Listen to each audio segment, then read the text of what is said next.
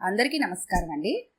ఈరోజు మనం సిహెచ్ శివరామప్రసాద్ గారు రచించిన ఆర్థిక సంబంధాలేనా అనే ఓ చక్కటి కథను విందాం. ఇక కథలోకి వెళ్దాం. శ్రీహరిరావు స్నానానికి వెళ్ళినప్పుడు అతని సెల్ ఫోన్ మోగింది. అతని భార్య నెంబరు పేరు కోసం చూసింది. పేరు పడలేదు. నెంబరు కూడా 10 కంటే ఎక్కువ అంకెలు ఉన్నాయి. హలో అన్నది రుక్మిణి. హాయ్, నేను రామబ్రహ్మం కోడేరి మాట్లాడుతున్నానండి. శ్రీహరి లేడా? రుక్మిణి అతని పేరు ఎప్పుడూ వినలేదు. ఇంటి పేరుతో సహా చెప్తున్నాడంటే బహుశా ఫారెన్ నుంచి మాట్లాడుతున్నాడేమో అనుకుంది. ఆమె ఊహ నిజమే. ఆయన బాత్రూంలో ఉన్నారండి. ఓకే, చికాగో నుంచి రామబ్రహ్మం కోడూరి కాల్ చేశాడని చెప్పండి. సరేనండి అన్నది రుక్మిణి.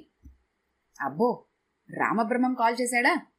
తూర్పు దిక్కున తుఫాన్ వస్తుందేమో అని పక్కపక్క నవ్వాడు శ్రీహరి రుక్మిణి చెప్పింది విని. ఏంటలా అన్నారు? వాడు నా క్లాస్మేటు, పీనాసి వెధవ. చాలా క్యాలిక్యులేటెడ్. అవసరం ఉంటే తప్ప ఇతరులతో మాట్లాడ్డు. డబ్బే ప్రధానం వాడికి. 10 ఏళ్లయింది అమెరికా వెళ్ళి. ఇప్పుడు కాల్ చేశాడంటే అర్థం చేసుకో, వాడికి మనతో ఏదో పని పడిందన్నమాట చెప్పాడు శ్రీహరిరావు. చదువుకునే రోజుల్లో అతను పొదుపుగా వ్యవహరించుంటాడు. మీరు మిస్అండర్స్టాండ్ చేసుకున్నారేమో. అప్పట్లో డబ్బుకి ఇబ్బంది పడుతూ అలా ఉన్నాడేమో. ఇప్పుడు అమెరికాలో బాగా సంపాదిస్తూ ఉండుంటాడుగా. మనిషి మారుంటాడులేండి. ఎందుకో ఏమిటో కాల్ చేసి మాట్లాడండి. అవసరం లేదు, మళ్ళీ వాడే కాల్ చేస్తాడు. శ్రీహరిరావు అన్నట్టే అతను మళ్ళీ కాల్ చేశాడు. ఏరా కోడూరి, ఏంటి సంగతి? బావున్నావా? నీ వైఫ్ పిల్లలు హ్యాపీనా? అంతా బావున్నాంరా. ఇప్పుడు ఎందుకు కాల్ చేశానంటే, ఇప్పుడు మన బెజవాడ రాజధాని అయిందటగా. అయిందట ఏంటి? అయ్యింది. రియల్ ఎస్టేట్ వాళ్ళు చెలరేగిపోతున్నారు. వాళ్ల పంట పండింది. ఎకరం 10 కోట్లు 20 కోట్లు అంట. ఇప్పుడు అమెరికాలో మన వాళ్లంతా విజయవాడ మీద కాన్సన్ట్రేట్ చేస్తున్నారు.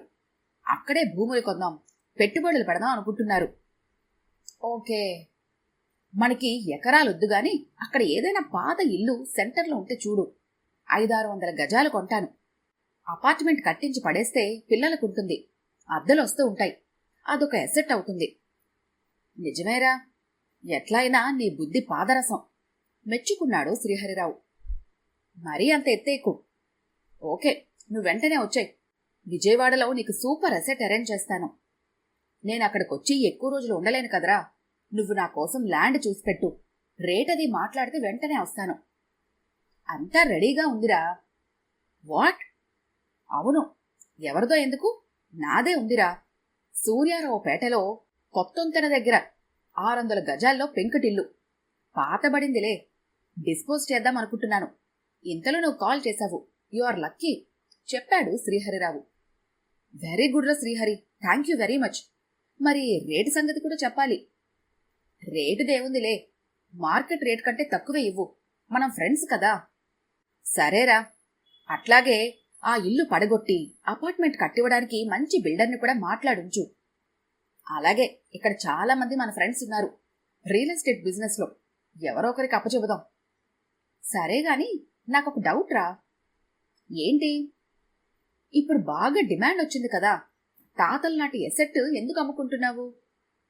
అదా, మాకు అటువంటివి చాలా ఉన్నాయిరా. నీకు తెలియదు గాని మా తాత బిజినెస్లో వచ్చే ప్రాఫిట్తో మొత్తం 30 ఇళ్లు కొన్నాడు విజయవాడలో. ఆ కొత్తంతెన దగ్గర కొన్నదే గజం 5 రూపాయలటప్పుడు. మా నాన్న బాబాయిలు 3, తలా 10 ఇళ్ళొచ్చాయి. అద్దెలు వసూలు చేసుకోవడం తలనొప్పి వ్యవహారంగా ఉంది. అందుకే అమ్మేసి సొమ్ము చేసుకుంటున్నాము. ఆ డబ్బు మా బిజినెస్ డెవలప్మెంట్కి ఇన్వెస్ట్ చేస్తాము. అయితే ఓకేరా. అన్నీ అమ్మేసి గాంధీనగర్లోనే 3 అంతస్తుల మేడ కట్టుకున్నాను, పాత ఇల్లు పడేసి. ఓ, బాగుందిరా. నీకు అమ్ముదామనుకుంటున్న ఇంట్లో ఒక ముసలాయన అద్దెకుంటున్నాడు. నువ్విక్కడికొచ్చి ఫైనలైజ్ చేసుకున్నాక ఆయన్ని ఖాళీ చేయిద్దాం. తర్వాత ఆర్కిటెక్ట్తో మంచి డిజైన్ వేయించి మున్సిపాలిటీ అప్రూవల్కి పంపుదాం. అదంతా నేను మేనేజ్ చేస్తాలే. థ్యాంక్ యూరా శ్రీహరి, ఒక వారంలో వచ్చేస్తాను. వచ్చే ముందు కాల్ చేస్తాను. మనోరమలో స్టే చేస్తాను వచ్చాక. భలే వాడివిరా. హోటల్లో ఎందుకు, మా ఇంట్లోనే ఉండొచ్చు. నీకేం ఇబ్బంది ఉండదు. నీకొక ఏసీ రూమ్ ఇస్తాను. ఎన్నాళ్లున్నా పర్వాలేదు. మనం చిన్ననాటి స్నేహితులం కదా. నీతో గడపటం నాకెంతో హ్యాపీగా ఉంటుంది. నిజమేరా, అమెరికాలో నాకు ఎవరైనా క్లాస్మేట్స్ పరిచయస్తులు కనిపిస్తే ప్రాణం లేచొస్తుందనుకో. ఎంతసేపైనా వాళ్లతో గడపాలనిపిస్తుంది అన్నాడు రామబ్రహ్మం కోడూరి. అన్నట్టే అతను 10 రోజుల తర్వాత విజయవాడ వచ్చాడు. గన్నవరం ఎయిర్పోర్ట్లో దిగి శ్రీహరిరావు పంపిన కారులో గాంధీనగర్లో ఉన్న ఇంటికి చేరాడు. రామబ్రహ్మం కోడూరి శ్రీహరిరావు పిల్లలకు బహుమతులు తెచ్చాడు. మగపిల్లవాడికి అమెరికన్ బ్రాండెడ్ టీషర్టు, జీన్స్ ప్యాంట్లు, ఆడపిల్లకు మేకప్ మెటీరియల్ బాక్సులు, చాక్లెట్లు వగైరా. రుక్మిణి సంతోషించింది.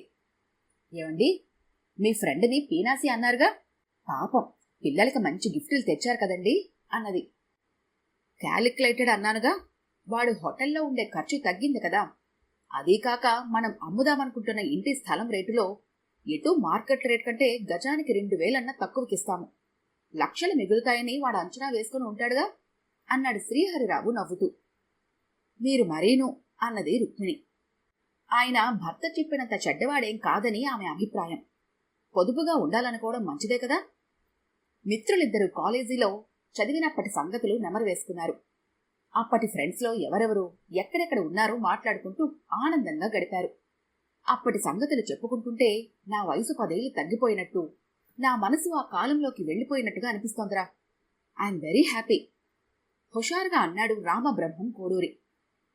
అది సరేగాని, మీ పేరెంట్స్ ఉన్నది విజయవాడలోనే కదా, వెళ్ళి కలిసిరావా? రామబ్రహ్మం ముఖం సీరియస్గా మారింది. వాళ్ల సంగతి ఎత్తబాకురా, నాకు చిరాకు. వాళ్లతో నాకే సంబంధం లేదు అన్నాడు. అదేంట్రా, ఎంతైనా వాళ్ళు నీ కన్న తల్లిదండ్రులు కదా. తల్లిదండ్రులంతా ఒకటి కాదురా, వీళ్ళు డిఫరెంటు. కొడుకు ఎట్లా పోయినా పర్వాలేదు, కూతురు బాగుండాలి వాళ్ళకి, కఠినంగా అన్నాడు రామబ్రహ్మం. వాళ్ళు నీకేం అన్యాయం చేశారు? మామూలు అన్యాయమా? మా చిన్నప్పుడే చెల్లెలి పెళ్లి చేయటానికని మాచవరంలో మేముంటున్న ఇల్లుని అమ్మేశాడు. అద్దె ఇళ్లలో ఎన్ని బాధలు పడ్డామని. అద్దె ఇల్లు మారినప్పుడంతా సామాను సర్దుకోవటం, చేర్చడం నరకం అనుకో. సరే అయిపోయింది. మా అమ్మ పిచ్చిది, ఆయన ఎంతంటే అంత. ఇల్లమ్మితే ఎలాగండి, మనకి పిల్లలున్నారుగా అని మాట కూడా అని ఎరగదు.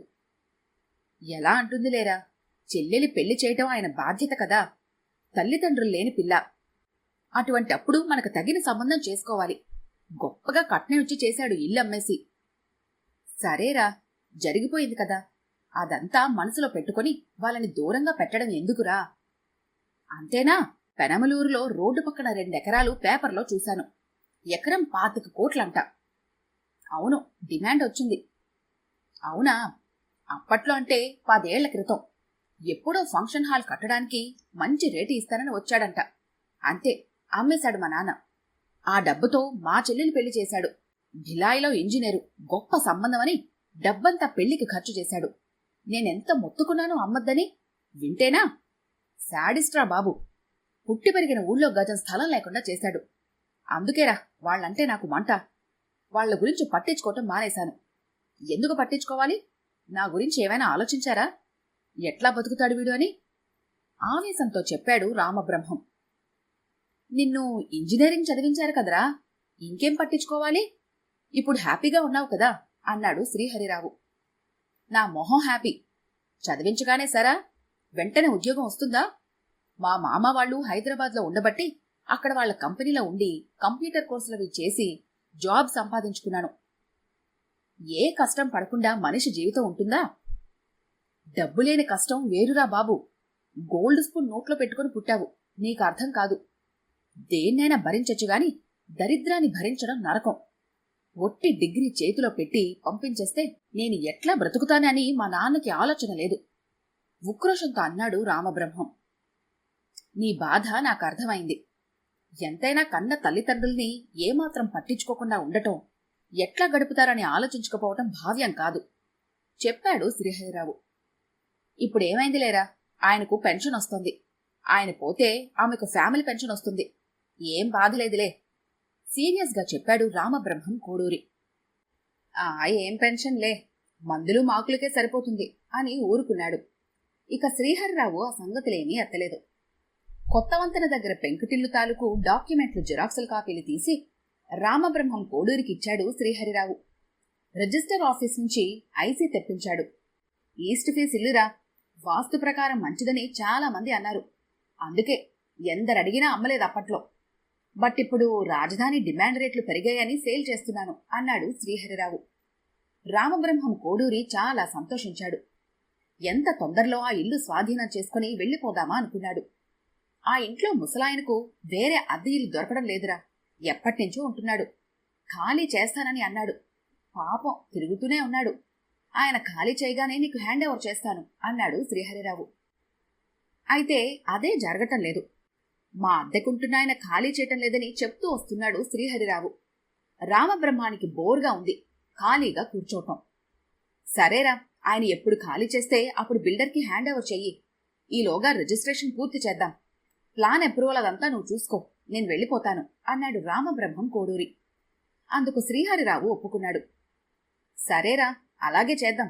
సాయంకాలం వెళ్ళి ఇల్లు చూద్దువుగాని అన్నాడు. ఇదివరకే చూశానుగా, మళ్ళీ ఎందుకు? అప్పుడు బయట వరకే చూశావు. మనం వెళ్ళినప్పుడు అద్దెకున్న వాళ్ళు తాళం వేసుకుని వెళ్లారుగా. ఈసారి లోపలికెళ్ళి చూద్దువుగాని. లోపల చూసేది ఏంటి లెద్దు, లొకేషన్ అది చూశానుగా. ఎటూ పడగొట్టే పాత పెంకుటిల్లు చూసేదేంటి? తర్వాత బిల్డర్ అపార్ట్మెంట్ ఫినిష్ చేశాక వస్తాను. అప్పుడు చూస్తేనే అందం. ఫ్యామిలీతో వచ్చి గృహప్రవేశం చేస్తాను చెప్పాడు రామబ్రహ్మం. కాదులే, ఆ ముసలాయనికి తక్కువ అద్దెలో ఇల్లు దొరికే వరకు టైం పడుతుంది. బలవంతంగా గెంటేయలేం కదా. అందుకు నాకు ఐడియా వచ్చింది. అపార్ట్మెంట్కి వాచ్మెన్ షెడ్ ఎటు కట్టిస్తాం ఇల్లు పడగొట్టే సమయానికి. ఇప్పుడే మరొక షెడ్ దాని పక్కనే కట్టేస్తే పాపం ఆ ముసలి దంపతులు సర్దుకుంటారు. ఆ సంగతి నువ్వే వాళ్లతో అంటే బావుంటుంది. నేను చెప్తే బావుండదు, నాకు మొహమాటంగా ఉంటుంది. ఆయన చిన్నప్పుడు నాకు చదువు చెప్పిన గురువు.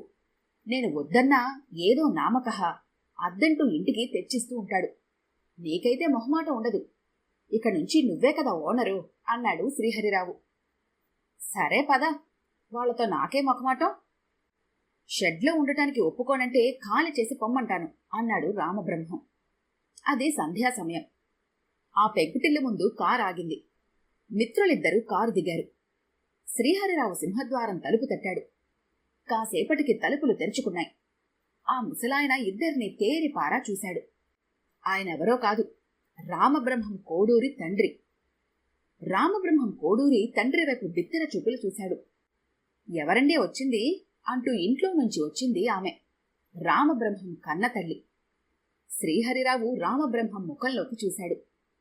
మానవ సంబంధాలు కేవలం ఆర్థిక సంబంధాలు కాదురా అనే భావం శ్రీహరి ముఖంలో కదలాడినట్లుగా ఫీలయ్యాడు రామబ్రహ్మం.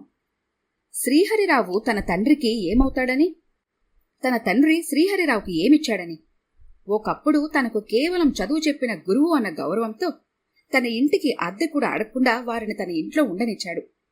కాని నేను కన్న తల్లిదండ్రులు ఆస్తులు మిగల్చలేదని వారి ముఖం కూడా చూడటానికి ఇష్టపడలేదు.